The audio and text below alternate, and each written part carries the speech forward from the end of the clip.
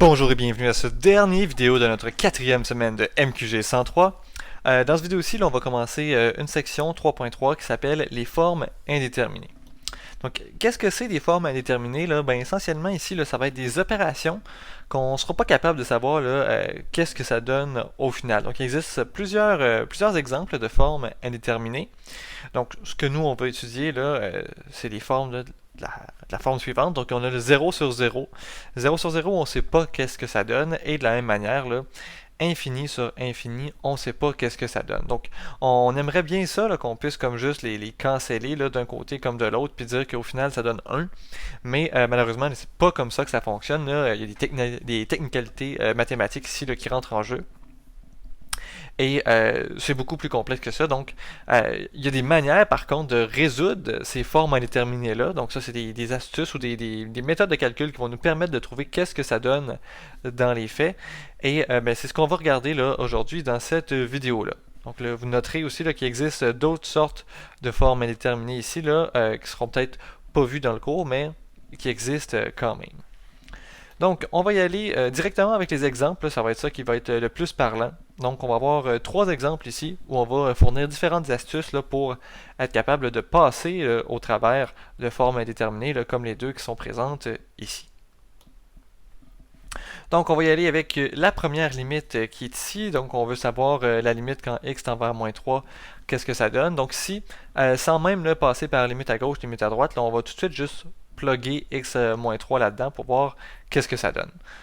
Donc, si on remplace ici, donc on a moins 3 au carré, plus 2 fois moins 3, ici divisé par 2 fois moins 3 plus 6.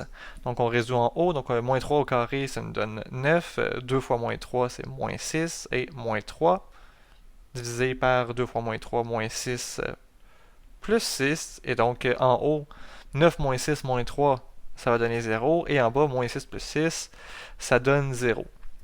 Donc on a une forme 0 sur 0, on est un peu dans le trouble là. Quand on va se rendre compte qu'on est dans un des scénarios comme ça, là, on va l'indiquer, on va marquer à côté là, FI là, pour montrer qu'on a bel et bien compris qu'il s'agit d'une forme indéterminée.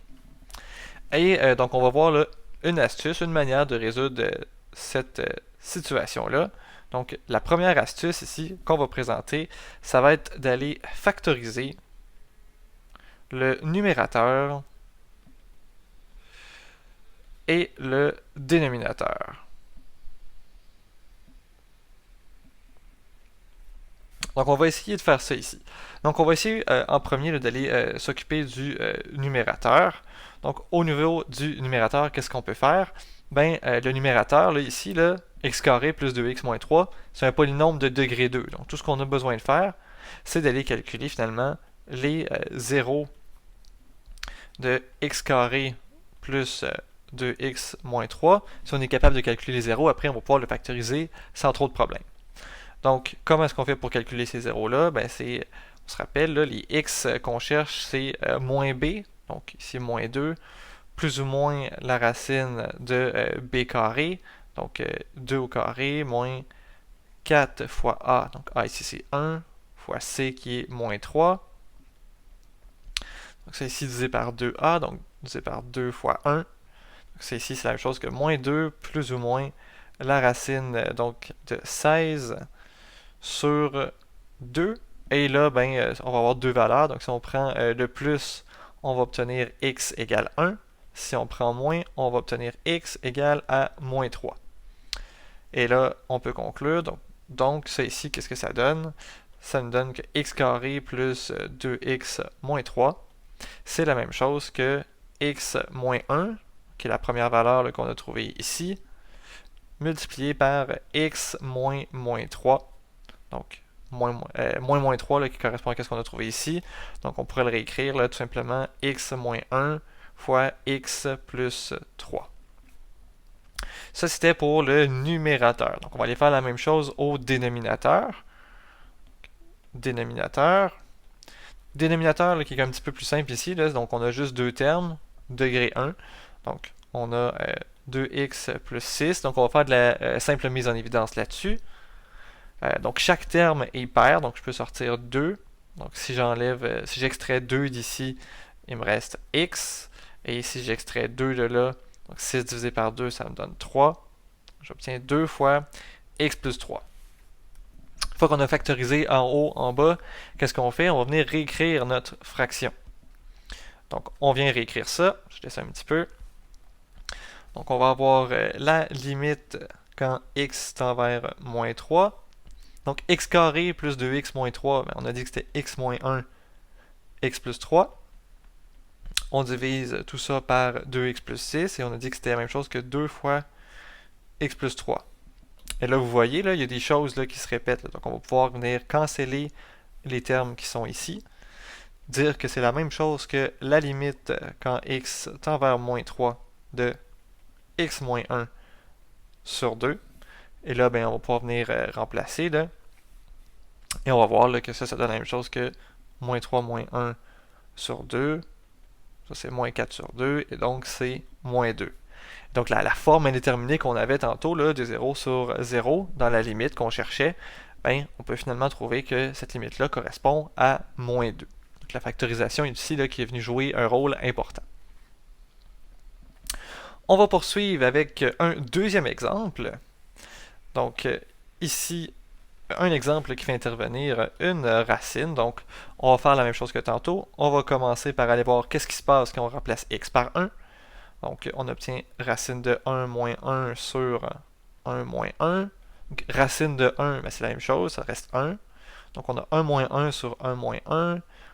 Ça ici, ça nous donne 0 sur 0. Donc, encore une fois, là, on va venir mettre FI là, pour mentionner qu'on a vu qu'il s'agit d'une forme indéterminée. L'astuce ici va être un petit peu différente. Donc, l'astuce, là, ça va être de faire la multiplication. Donc, de venir multiplier par ce qu'on appelle le conjugué. Et là, je vous entends déjà dire dans mes écouteurs, c'est quoi ça, Jean-Philippe, le conjugué? Donc, on va se faire une petite note sur le côté. Donc, le conjugué, c'est quand on va voir finalement une racine. Ça va être une méthode d'aller se débarrasser de cette racine-là. Donc, par exemple, là, si je m'intéresse à savoir le conjugué de, disons, racine de 3x plus 4 moins 42, mais le conjugué de cette expression-là, là, ça va être racine de 3x plus 4 plus 42. Donc, ce qu'on vient faire, c'est qu'on vient juste switcher le signe qu'il y a entre les deux. Et vous allez voir, là, il y a de la magie qui va opérer quand on va venir faire la multiplication, là, parce qu'on se rappelle que ce qu'on veut faire, nous, c'est venir multiplier par le conjugué. Donc, on va regarder ça. On écrit toujours notre limite. Donc, la limite quand x tend vers 1, là, on reprend l'expression. Racine de x moins 1 sur x moins 1. Là, nous, ce qu'on veut faire, c'est qu'on va venir multiplier par le conjugué. Donc, on va faire ça. Et ben, dans le fond, on veut venir se débarrasser de la racine qui est ici. Vous allez voir, là, ça va opérer. Donc, on va venir multiplier par racine de x plus 1. Donc, on va mettre nos parenthèses ici. Et nous, ce qu'on veut, c'est que ça reste égal. Donc, il n'y a pas 1000 manières de faire en sorte que ça reste égal. Il faut aussi de diviser par la même quantité. Donc, racine de x plus 1. Donc, pourquoi est-ce qu'on fait ça? Ben, essentiellement, c'est le même principe là, que dans les fractions équivalentes. Là. Vous vous rappelez, là, si j'ai 2 tiers, puis que je veux trouver une fraction qui est équivalente à ça, ben, ce que je peux faire, c'est que je peux dire que 2 tiers, c'est la même chose que 2 tiers fois 4 sur 4. Donc, je multiplie en haut, je multiplie en bas par la même quantité. Et donc, là, ça ici, ben, je trouve que ça me donne 8 douzièmes. Là, vous pouvez vérifier, là, si vous tapez ça sur votre calcul, 2 tiers, là, ça va donner 0.66 périodique. Et 8 douzièmes aussi, ça va te donner 8 douzièmes périodique. Pourquoi? C'est parce que la quantité qu'on a mis ici, là, 4 sur 4, ben, en fait, c'est comme si on avait multiplié par 1. 2 tiers fois 1, là, ça n'a pas le choix, il faut que ça donne encore 2 tiers. Donc, c'est la logique qu'on a adoptée ici. racine de x plus 1 divisé par racine de x plus 1, ben, ça donne 1, ça s'annule. Donc, on a multiplié par 1, on n'a pas changé la quantité. Par contre, là, quand on va développer le calcul, là, nous, ça va avoir un impact, là, puis ça va venir changer un petit peu des choses. Donc, OK. Première étape de fait. Ça ici, c'est la limite quand x tend vers 1. De quoi? Ben là, ce qu'on va venir faire, c'est qu'on va venir faire la multiplication seulement où est-ce qu'il y a la racine. Donc, on va venir faire la distribution. Là, on fait les 4 multiplications que j'ai tracées en rouge. Donc, racine de x fois racine de x, la première, ben, ça me donne tout simplement x. Racine de x, là, on se rappelle. Ça ici, c'est la même chose que x à la 1/2. Celui-là aussi, c'est la même chose que x à la 1/2. Puis quand on multiplie des x ensemble, on ajoute les exposants. Donc, 1/2 plus 1/2, ça me donne 1. Ensuite de ça, je fais racine de x, je le multiplie par 1. Ça ici, ça fait racine de x. Ensuite, je prends le moins 1, je le multiplie par racine de x, ça fait moins racine de x. Et dernière multiplication, là, on a ici moins 1 fois 1, donc ça ici, ça nous donne moins 1 comme ça. Et au dénominateur, donc en bas, là, on fait rien. On laisse tel quel, on ne touche pas à ça, donc on laisse x moins 1 fois racine de x plus 1, et vous allez voir là, dans quelques secondes pourquoi est-ce qu'on laisse ça comme ça. Donc, on réécrit limite quand x tend vers 1. Donc qu'est-ce qui se passe ici? Ben là, on a plus racine de x moins racine de x. Donc ces deux choses-là viennent se canceller. Il nous reste x moins 1, et là on divise par x moins 1 fois racine de x plus 1. Là, vous voyez, là, en fait, c'est pas une coïncidence. Qu'est-ce qui se passe? On a x moins 1 ici et x moins 1 en bas. Donc, c'est pour ça que c'était important de ne pas aller multiplier là, où est-ce qu'il n'y avait pas de deux racines. Là. Donc, finalement, d'aller multiplier pas l'étage où est-ce qu'on voulait appliquer le conjugué. C'est parce qu'on va venir le retrouver ici, là, un truc qui va se canceller avec notre dénominateur. Et là, ben, on va pouvoir poursuivre. Donc, ça ici, c'est la limite quand x tend vers 1. Et là, il nous reste 1 sur racine de x plus 1. Et là, on va remplacer notre x. C'est 1 sur racine de 1 plus 1. Et là, ben, ça ici, c'est 1 sur 2. Ça nous donne une demi, là, qui est vraiment la réponse de notre forme indéterminée dans la limite quand on passe au travers du principe de multiplication par le conjugué. Donc, à l'étape qui est ici, là, la racine qui était problématique, là, la racine doit disparaître. C'est ça, en fait, là, le principe du conjugué. Là. Donc, quand on passe de la ligne qui est ici à la ligne qui est là, à la fin, là, on ne devrait plus avoir de racine où est-ce qu'on en avait au début. Donc, ça, c'était pour notre deuxième exemple. Et on va aller faire un dernier exemple ici. Donc, l'exemple C.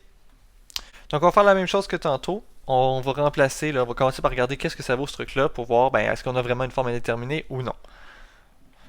Donc, on remplace x par l'infini, on se rappelle. Donc, ici, on a 3 fois l'infini au carré, plus 4 fois l'infini plus 1. On divise tout ça par infini au carré plus 4. Et donc, infini fois infini, on a dit que ça restait infini. On avait déjà vu ça dans une autre vidéo. Donc ici, on va juste ajouter des trucs à l'infini, finalement. Donc ça va rester infini. Et en bas, même chose, on a infini fois infini, ici, là, qui reste infini. On y ajoute une quantité, donc on ajoute des choses à l'infini. Ça reste l'infini. On a encore une fois là, une forme indéterminée. Cette fois, c'est infini sur infini. C'est pas 0 sur 0, mais c'est un deuxième cas qu'on voit ici dans le cours. L'astuce qu'on voit pour terminer, c'est de regarder les termes qui sont dominants. Donc, je ne sais pas si vous vous souvenez de ça, mais quand on regardait là, les fonctions rationnelles, puis qu'on s'intéressait aux asymptotes, c'était l'astuce qu'on avait utilisée un peu, là, de regarder les termes dominants. Donc, on regardait un peu qu'est-ce que c'était les plus grosses puissances de x en haut, en bas, et si c'était la même chose, on était capable de trouver une asymptote qui n'allait pas nécessairement être en y est égal à 0. Un peu la même chose qu'on va faire ici, mais on va le faire cette fois à l'intérieur de limites. Ça va demander peut-être un petit peu plus de travail, là, mais vous allez comprendre essentiellement d'où est-ce qu'elle sort, cette asymptote-là. Donc, on reprend l'expression limite quand x tend vers l'infini de 3x carré plus 4x plus 1 sur x carré plus 4. Donc, l'astuce qu'on fait, là, ça fonctionne quand les coefficients ici sont les mêmes, là, donc on a x carré qui est le terme dominant, mais ça n'aurait pas besoin de l'être. Ça pourrait être des termes qui sont différents, et l'astuce, l'idée va fonctionner quand même, juste la réponse là, qui va changer. Donc, qu'est-ce qu'on fait là? On réécrit notre limite, x envers l'infini, et on regarde en premier, bon, au numérateur, c'est quoi la plus grosse puissance que j'ai? Dans ce cas-ci, c'est x carré. Donc, ce qu'on va venir faire, on va venir mettre x carré en évidence, et on va sortir tout le temps des x carrés. Donc, si je sors x carré ici, là, que je fais une mise en évidence, je sors x carré, qu'est-ce qu'il me reste? Il me reste 3. Deuxième terme, qu'est-ce qu'il me reste? Là, j'ai 4x ici, puis je veux sortir x carré. J'ai un problème, là, j'ai pas assez de x. Donc, en fait, il m'en manque 1. Donc, ce qu'on va faire, c'est qu'on va venir dire que ça, là, c'est comme 4 fois x à la moins 1. Parce qu'il m'en manquait 1 pour arriver à le sortir. De la même manière, là, pour le dernier terme, ici, si je veux sortir x carré, ben, il m'en manque comme 2 dans la puissance, là, parce que c'est la même chose que si on avait ici le x à la 0. Donc, il m'en manque 2. Je vais venir écrire, là, j'ai 1 fois x à la moins 2. Divisé par, et on fait le même processus en bas. Donc, en bas, c'est quoi la puissance maximum qu'on a? C'est x carré.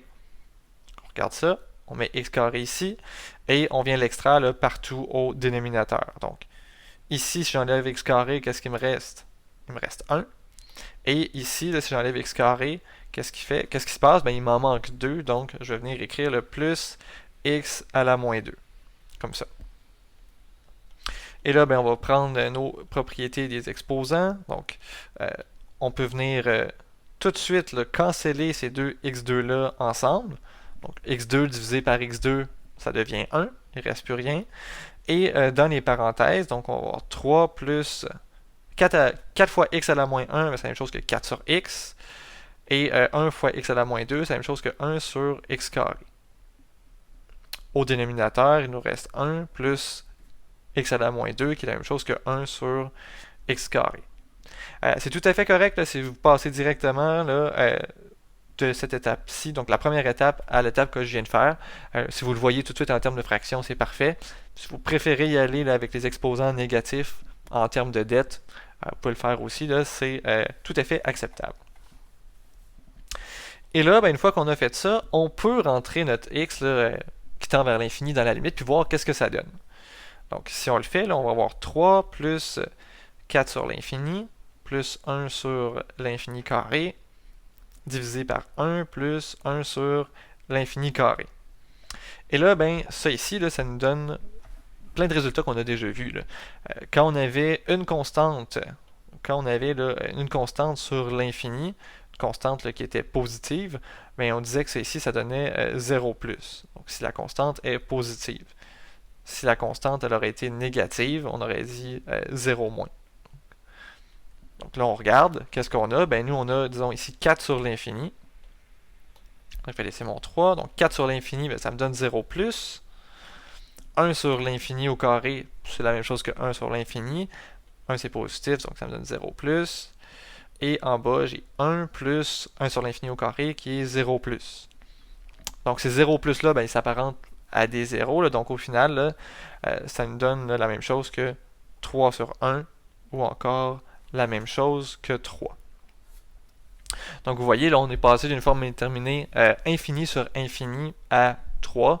Qu'est-ce qu'on a fait? On a regardé les termes dominants en haut et en bas, numérateur, dénominateur, on extrait le plus possible. On cancelle les x quand on peut. Après, on utilise des résultats là, de constantes, donc un nombre divisé par l'infini. On sait que ça va donner 0, 0 plus ou 0 moins. Et ensuite de ça, là, ben, on résout là, et on obtient notre valeur finale. Donc, c'est tout là, pour le contenu de cette semaine. Je vous rappelle que c'est hyper important de rire à chaque jour. J'espère que vous allez avoir passé une excellente journée et je vous dis à la semaine prochaine. Ciao!